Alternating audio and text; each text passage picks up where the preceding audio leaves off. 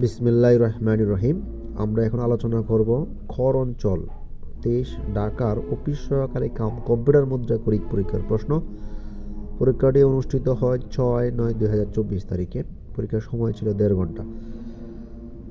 পূর্ণ মার্ক ছিল 70। প্রথমেই ছিল 5টি বিপরীত শব্দ: অবনত, উন্নত, উৎকর্ষ, অপকর্ষ, অর্বাচীন, প্রাচীন, বৈরাগ্য, আসক্ত, নশ্বর, অমর বা অবিনশ্বর। এরপরে আসি অর্থ সহ বাক্য রচনা করুন। প্রবাদ প্রবচন। প্রবাদ প্রবচন ছিল 5টি। 1 নম্বরে ছিল আগ্রম বাগ্রম, যার অর্থ হচ্ছে অর্থহীন কথা। আগ্রম বাগ্রম, যার অর্থ হচ্ছে অর্থহীন কথাবার্তা। আগ্রম বাগ্রম না করে মূল প্রসঙ্গে আসো, এটা হচ্ছে বাক্য। নিজের মতো করে লিখতে পারেন। অষ্টরম্বা, অষ্টরম্বা ফাঁকি, অষ্টরম্বা ফাঁকি। রাজনৈতিক নেতৃবৃন্দ ভোটের সময় অনেক প্রতিশ্রুতি প্রদান করে, কিন্তু নির্বাচন শেষ হলে প্রতিশ্রুতি বাস্তবায়নের বেলায় অষ্টরম্বা অর্থাৎ ফাঁকি দেয়। বিন্দু বিসর্গ। বিন্দু মানে কি একটু সামান্যতম বোঝা যায়, তাহলে বিন্দু বিসর্গ বলে সামান্যতম।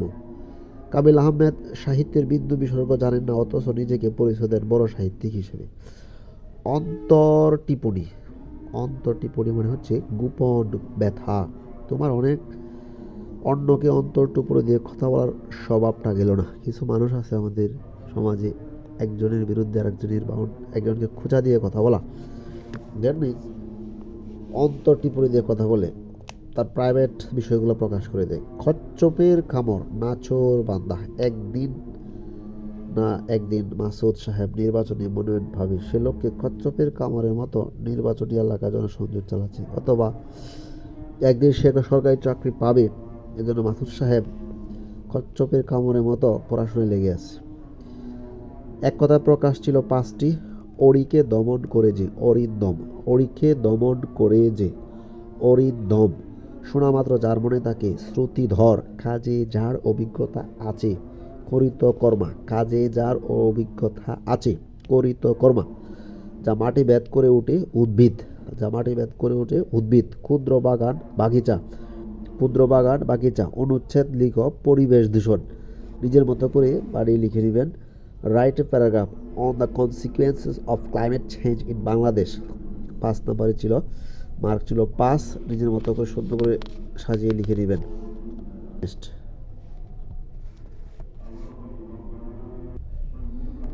What a fool you are, assertive. You are a great fool. He always mind his lesson, negative. He never forget his lesson. No one can do this, interrogative. Who can do this? I lost this pen yesterday, complex. This is the pen which I lost yesterday. Though he is poor, he is honest. এটাকে compound করতে হবে। He is poor but honest. Translate into English. ইংরেজিতে অনুবাদ করো। 5টি। বৃষ্টি থামার পর আমরা রওনা করেছিলাম। We started after the rain had stopped. We started after the rain had stopped. এখন 10টা বাজতে 5 মিনিট বাকি। It is 5 minutes to 10. It is 5 minutes to 10. আহারের পর স্নান করা ভালো নয়। Bathing after meal is not good. Bathing after meals is not good. আমি এখনো তাকে দেখিনি। I have not seen him yet. I have not seen him yet. এই ফুলটির গন্ধ ভালো। This flower smells good. This flower smells good. And change the following nouns. নাউনগুলা পরিবর্তন করতে হবে। Agendum, agenda. Ox, oxen. Oxen, ox. Goose, geese. Leaf, leaves. Buffalo, buffaloes. Buffalo, buffaloes. আমরা এগুলা singular plural করলাম, পরিবর্তন করলাম। এখন আমরা একটা অঙ্ক দেখব। স্রোতের বিপরীতে একটি নৌকা 52 মিনিটে 13 কিলোমিটার যেতে পারে। স্রোতের বেগ 4 কিলোমিটার পার আওয়ার। স্থির পানিতে নৌকার বেগ কত? এখানে একটা জিনিস দেখবেন, দুইটা জিনিস কাজে লাগে এসব গণিতগুলোতে। এটা হচ্ছে নৌকার বেগ আর হচ্ছে স্রোতের বেগ। এই দুইটা জিনিস কাজে লেগে অঙ্কগুলো করা হয় না। দুইটা বিষয় খেয়াল রাখতে হবে। এটা হচ্ছে স্রোতের অনুকূল আর এটা হচ্ছে স্রোতের প্রতিকূল। এখানে স্রোতের বেগ হচ্ছে 4 কিলোমিটার পার ঘন্টা। তাহলে স্থির পানিতে আমরা নৌকার বেগ ধরে নিলাম 1 কিলোমিটার/ঘন্টা, অর্থাৎ নৌকার বেগ ধরে নিতাম 1 কিলোমিটার আর স্রোতের বেগ দেওয়া আছে। তাহলে স্রোতের বিপরীতে 52 মিনিটে 13 কিলোমিটার যেতে পারে। বিপরীতে যাওয়া কথাটা অর্থ হচ্ছে নৌকার বেগ থেকে স্রোতের বেগ বাদ যাবে, তার মানে নৌকার বেগ হচ্ছে এক্স আর স্রোতের বেগ হচ্ছে 4। নৌকা থেকে স্রোতের বেগ বাদ আর মোট তাহলে এটা বেগ, এটা হচ্ছে স্রোতের বিপরীতে বেগ, দূরত্ব হচ্ছে 13 দিয়ে এটা ভাগ হবে, সমান সমান বলছে যে স্রোতের স্থির পানিতে নৌকার বেগ কত। আর ঠিক এখন এই 52 মিনিট সময় লাগে, যে সময়টা লাগে সেটা হচ্ছে 52 মিনিটকে আমরা 60 দিয়ে ভাগ করে নিলাম। কেন ভাগ করলাম? এটাকে আমরা ঘন্টা বানিয়ে নিলাম। অর্থাৎ স্রোতের বিপরীতে যে বেগ 52 মিনিটে 13 কিলোমিটার, তাহলে 13 কিলোমিটার যে দূরত্ব বাই বেগ সমান সমান সময়। কত সময় লাগলো? তাহলে বেগ বার করলাম 52 ভাগে 60 ঘন্টা, মানে 60 মিনিটে ভাগ করছে, এই জন্য এটা হয়েছে। তারপরে হচ্ছে আমরা কাটাকুটি করলাম, ক্যালকুলেশন করে এখানে পাইলাম এক্স এর মান 19 কিলোমিটার/ঘন্টা। সেটা হচ্ছে আমরা পাইলাম স্রোতে নৌকার বেগ।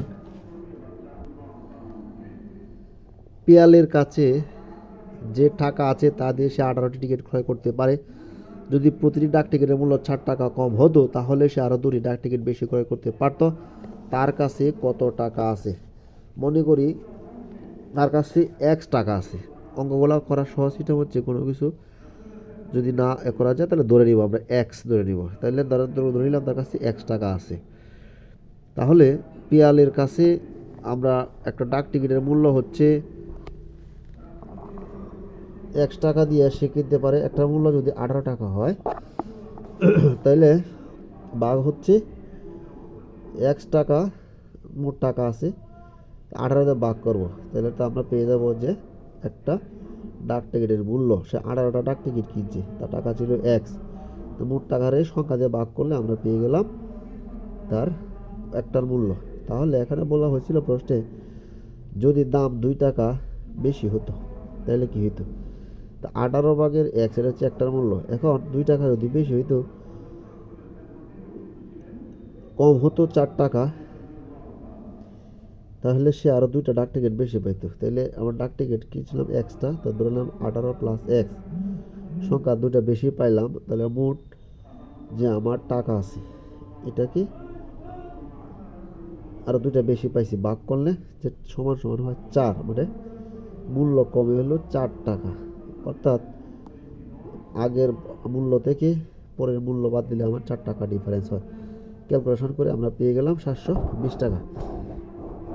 11 নম্বর অঙ্ক হচ্ছে একটি ত্রিভুজাকৃতি ক্ষেত্রের ক্ষেত্রফল 84 বর্গ গজ। একটি ত্রিভুজাকৃতি ক্ষেত্রের ক্ষেত্রফল 84 বর্গ গজ। ত্রিভুজের শীর্ষবিন্দু হতে ভূমির উপর অঙ্কিত লম্বের দৈর্ঘ্য 12 গজ হলে ভূমির দৈর্ঘ্য কত? একটি ত্রিভুজাকৃতি ক্ষেত্রের ক্ষেত্রফল, মনে করি ভূমির দৈর্ঘ্য এক্স ধরে নিলাম। ত্রিভুজের ক্ষেত্রফলের সূত্র হচ্ছে হাফ পূরণ ভূমি পূরণ উচ্চতা সমান সমান 84 দেওয়া আছে। এখানে যেহেতু ভূমি আমরা জানি না, উচ্চতার মান দেওয়া আছে, আমরা লম্ব 12 মান বসাই, ক্যালকুলেশন করে পেলাম 14 টাকা। এরপরে প্রশ্ন ছিল সাধারণ জ্ঞানের, লং ওয়াক টু ফ্রিডম কি? বর্ণবাদ বিরোধী আন্দোলনের অন্যতম প্রতীকী। নেলসন ম্যান্ডেলার জীবন বই। দক্ষিণ আফ্রিকার। ফুটবল খেলা আমেরিকায় কি নামে পরিচিত? সকার। ইউরোপীয় রেনেসাঁ হয় কত সালে? 14শ শতাব্দীতে। ইউরোপীয় রেনেসাঁ কত সালে? 14শ শতাব্দীতে। অপারেশন জ্যাকপট কি? অপারেশন জ্যাকপট হল মুক্তিযুদ্ধের সময় নো সেক্টর পরিচালিত সফলতম গেরিলা অপারেশন। এই অপারেশন 1971 সালে 15 আগস্ট রাত 12টার পর, অর্থাৎ 16 আগস্ট প্রথম পরে চট্টগ্রাম মোংলা বন্দরে সমুদ্র বন্দরে দেশের অভ্যন্তরে চাঁদপুর নারায়ণগঞ্জ নদীর মধ্যে একই সময় পরিচালিত হয়। অর্থাৎ এটা ছিল নদী পথের যে নো সেক্টর পরিচালিত একটা অপারেশন জ্যাকপট। ধূমকেতু পত্রিকার সম্পাদক কে ছিলেন? বিদ্রোহী কবি, জাতীয় কবি কাজী নজরুল ইসলাম। জীবনঢুলি চলচ্চিত্রের নির্মাতা কে? তানভীর মোকাম্মেল। জীবনঢুলি চলচ্চিত্রের নির্মাতা কে? তানভীর মোকাম্মেল। তেভাগা আন্দোলনের নেতা কে ছিলেন? হাজী মোহাম্মদ দানেশ। গ্লোবাল ভিলেজ ধারণাটির প্রবক্তা কে? দার্শনিক মার্শাল ম্যাকলুহান। গ্লোবাল ভিলেজ ধারণাটির প্রবর্তক থেকে মার্শাল ম্যাকলুহান। ইমেল গ্রহণ করার অধিক ব্যবহৃত প্রোটোকল কোনটি? Pop 3। Post office protocol 3। Post office protocol 3। Post office protocol 3 বা পপ 3। এটা হচ্ছে মেল গ্রহণ করা। আর টিন এর 15 tax payer identification numbers. Tax payer identification numbers. Monkey pox কি? ভাদর বসন্ত ভাইরাস দ্বারা সৃষ্ট একটি সংক্রামক। ভাদর বসন্ত ভাইরাস। মানকি পক্স এমন একটি ভাইরাল সংক্রমণ যা পশু থেকে মানুষের মধ্যে সংক্রমিত হতে পারে। কম্পিউটার এর দুটি ইনপুট ডিভাইসের নাম কি? মাউস ও কিবোর্ড। কম্পিউটারের এর দুটি ইনপুট ডিভাইসের নাম মাউস ও কিবোর্ড। নতুন আয়কর আইন কত সালে চালু হয়েছে? 2023 সালে। নতুন আয়কর আইন ইনকাম ট্যাক্স ল 2023 সালে। সৌরজগতের সবচেয়ে বড় গ্রহ কোনটি? বৃহস্পতি। সৌরজগতের সবচেয়ে বড় গ্রহ কোনটি? বৃহস্পতি। ইরানের প্রেসিডেন্টের নাম কি? Masoud Pezeshkian. ইরানের প্রেসিডেন্টের নাম কি? মাসুদ পেজিশকিয়ান। ধন্যবাদ সবাইকে।